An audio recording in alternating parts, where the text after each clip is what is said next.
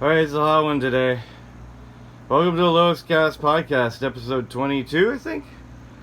So yesterday we were talking about the first three columns and how they're kind of easy to follow. I want to talk about column 4 today. Okay? That's the Z-axis, or three-dimensional. Now, I remember a long time ago I kind of derived these numbers here. But when I got to 110, everything was good, I thought. But after that, things got wonky for a while. And then I corrected the value of 340 because of crucifix code is what I called it. And since we're looking at the third dimension of time and a crucifix is just a two-dimensional representation of a cube. Because if you bend a crucifix in a certain way, you can fold it into a cube. Which is fitting. Not only that, but the fourth column, I represent it as hex, because if you look at the first 4x4, 4x4, there's 16 cells inside. And I was like, yeah, let's talk about hex. So there's a hex, a decimal element, which is also, I think there's a pattern between these four, and the last one. And the last one will be your iterable solution. Fifth column we'll do later. But anyways, I ripped apart my house. I needed to find the paper that I remember doing stuff on where I was wrong, but it has the math of how I derived the fourth column. And then I needed the paper that had the crucifix code with the math to correct the last digit for 340. I've been working on it all morning. I literally looked in all my books and binders, all of them. I ripped apart all the floor, went through, I was looking for something. And then I realized that, I made it as crucifix code back in the day, but a crucifix is just a cube, because it's 3 dimensions, and that's what I'm kind of going for. I went through all these things, and ripped apart that and that. Look at that. But, it's really hot. I need a beer. Yeah. I don't know, I hope you like the pigeons.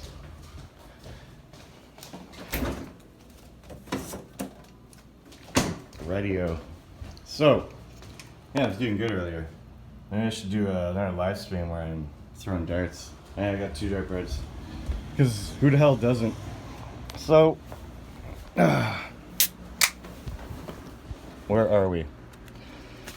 Radio. Let's go with let's go back in time. So, back in time, I used to look at this, because you don't get to see past 1 of 7 of 13 of 110, and then the next one, 1, 8, 21, 340. So this is my wrong sheet. But the bubbles are important, and this is these are the days of our lives. The hourglass of time, people. Long time ago made this. I made it in crayon to illustrate a point. I also needed colors, so this was made. So I found this, and around this, I found this. And this is pretty goddamn important. Seriously. Even then, I wasn't sure after 110.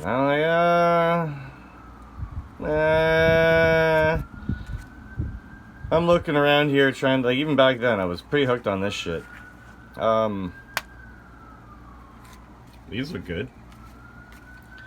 So the only thing I want to incorporate with this is, I'm just going to show you the raw data. I'm not going to try to debunk anything new right here. I'm just going to show you how retarded my data is. So you had to assume something, so I said, sure, yeah, that's wrong. Anyway, I said, let's go 4, because 1, 2, 3, 4. 3 makes 4 makes 5 is what I thought.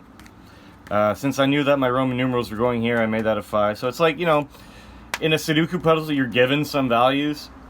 And then a 13 here I had to derive. I called it 5 plus 2 times 4, and the reason because it's 5 times 5 plus 4 times 2, because it's a circle and a slash.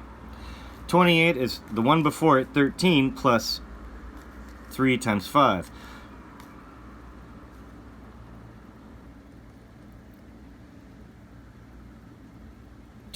is 13 plus circle 3 and 5 multiplied by each other somehow. Anyway, that's what I did. 50 is the total because 28, 13, 5, and 4 is 50. And that's an L, which is interesting because I know the Roman numerals are going to keep going down. And that's what happens. The 50 and the L are an L away. You know, it's a 3 by 2. So,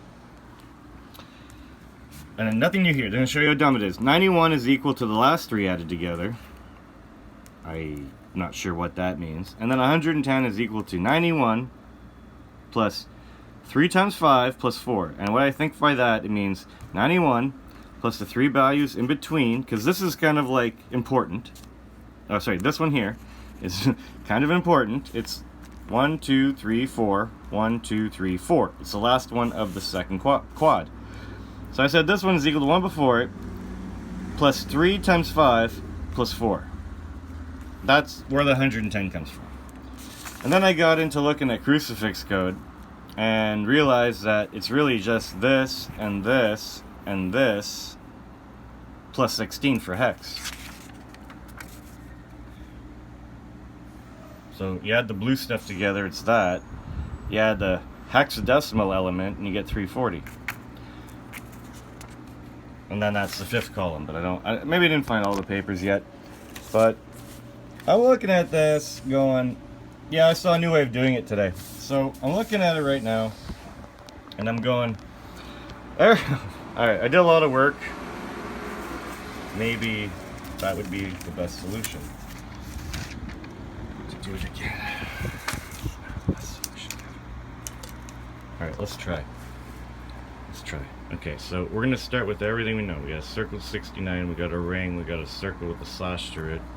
We know that we got a 1, 2, 3, 4, 5, 6, 7, 8, 9, 10, 11, 12, 13, I don't know, 14, 15, whatever.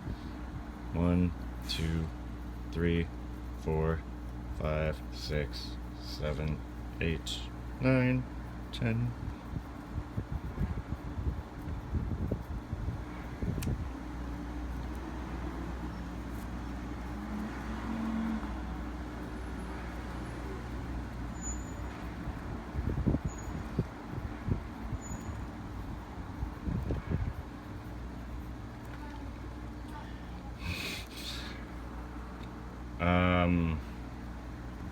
Right, so these make this, this makes this, this makes this, this makes this, this makes this, this makes this.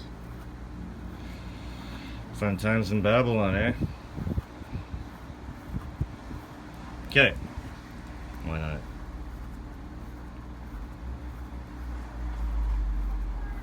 Now we're all in terms of oneness, eh? Don't you think?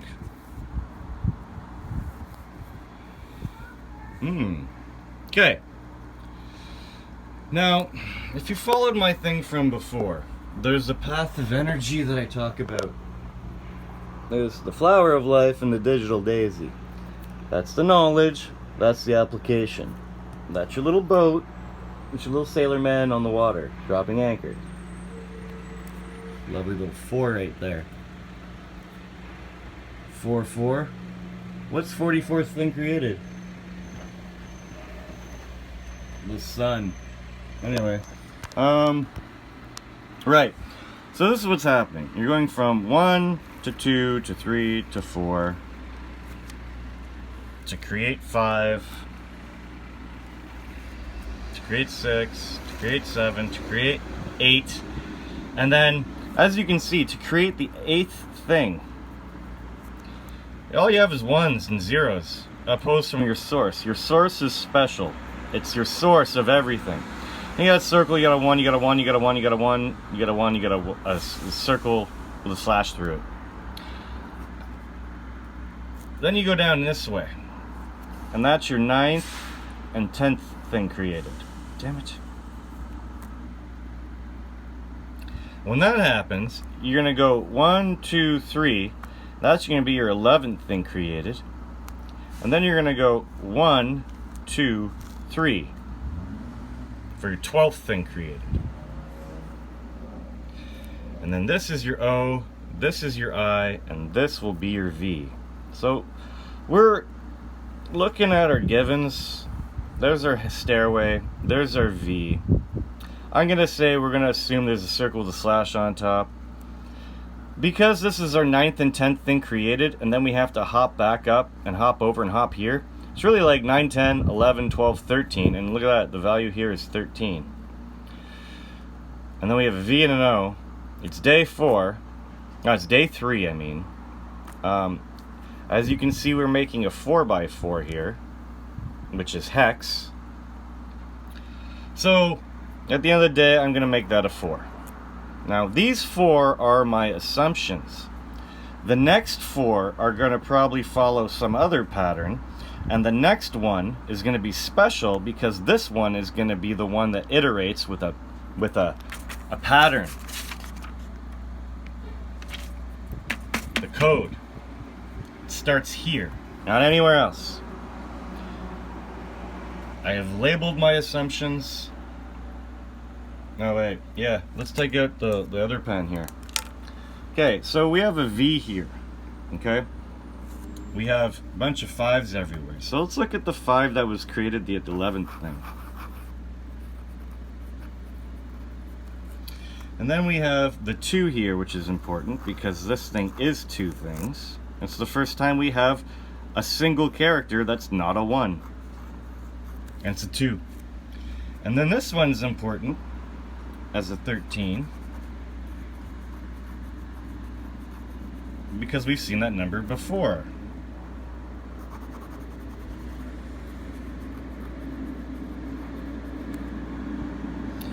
The V is obviously important.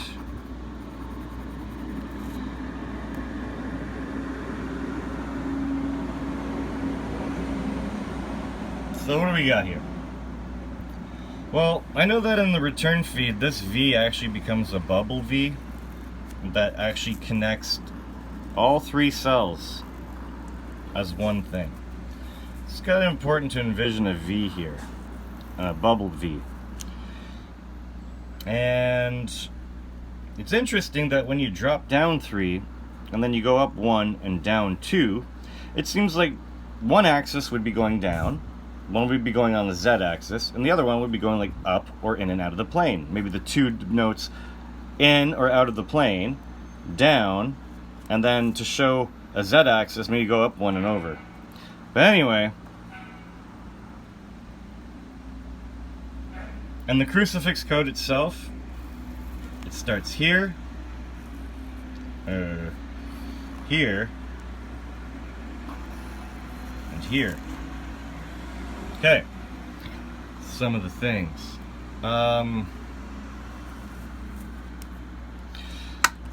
at the end of the day, if we're coming out to the 13, the 13's the first place we're popping out, because when we leave the 2, we're going to go down to here, and we're going to go up 1 and over to here. And this is the first position in our hexadecimal V here, of our 4x4 V. That's the first position. So I think this and this are going to happen together. And then this one with this one are going to happen together. And this one with this one are going to happen together. This one will be different, and then this one is your iteration. Now, I've never done it like this before to find the values inside, but let's take a shot, why don't we? Now, the very first thing, if you're going from 13 and you're going to assume that this is a 13, and then you know that going 1 above is a V. Now, what is a V? A V is the 22nd letter of the alphabet. It also depicts the 5th Roman numeral. They sum to 27. Together, they are equivalent to a 28 from a certain point of view, which is the number that goes here. Now, the next one will be the 4. After the V, you have a 4. So if a V is a 5 and a 4 is this is going to be like a V minus 1. Well, let's apply to the bottom here something different. Let's do like a V, a plus a 0 instead. So if a V minus 1 is a 4 for the top value, then this value down here will be a V plus a 0. Well, if that's just a 5 with a 0 could be a 50, which is what goes here.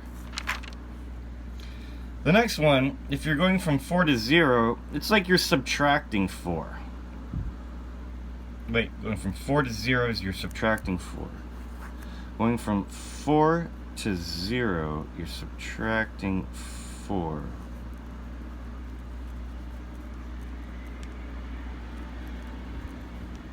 $91. This is how I have it. The first one, you have a V, which is 22 plus 5, circle it, 28. And there's your 13 in the middle. Your 13 is in the middle, your V, your 28. This is like a V minus 1, so 5 minus 1 is a 4. Well, 5 plus 0, in a different way, going extremely the opposite way of thinking, would be a 50. And then the third way, when you have your 50 there, your 28, your 13, your V, your 4, then you're going from a 0 to a 91. And I saw that right away as a 40, 41, and I needed 41 to go to the 50 to get my 91. So I think that all lines up rather well. And the 91, well, this goes together and this goes together. This is horrible. So as you can see, I've been like kind of branching up, but now I can't branch out any higher. I can't make these pattern assumptions anymore. So I have to figure out something for 110.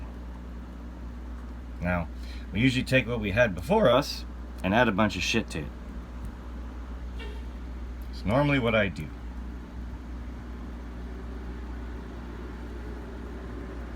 $50 is related to 4, 28 is related to V, and a 13. So, again, you could assume 91 plus 3 things, 50, 28, and 13. What does that even sum to? 91. Yeah, that's 91. So 91 and 91 then. 182.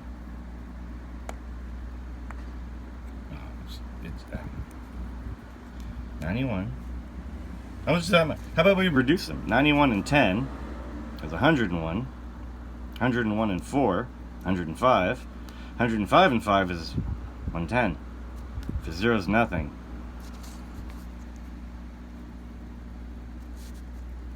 And I definitely know that 5 times 4 is 20. And there's a 2. And 22 times 5 is 110. I don't know, guys. I'll work on it. Let's just go with the 91 and 5 and 10 and 4 before we get to the Romans. Because they haven't done anything for us lately. Yeah, 1, 2, 3, 4, all kind of summed. Minus that 0 counting for anything. Would be your 110. And once I got the 110, now you have all the cells you need. We've done 2 blocks of hex on the reckoner. 2 blocks of hex. So that's why I say this guy right here, this value right here, is going to be equal to 6 plus 7, plus 91 plus 110, and plus 21 plus 34 plus 55, plus 16. Only once.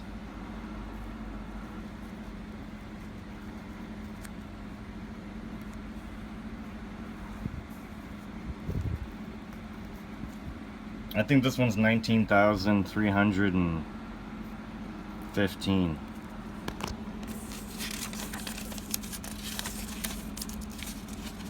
Yep, it is. Or maybe not. No, that's the one after. What am I doing? That's the wrong cipher. Sorry, that's the wrong column. That's like over here. Anyway, I'm done. That's a lot of brain thinking for Kevin. And my beer is getting warm. Enjoy.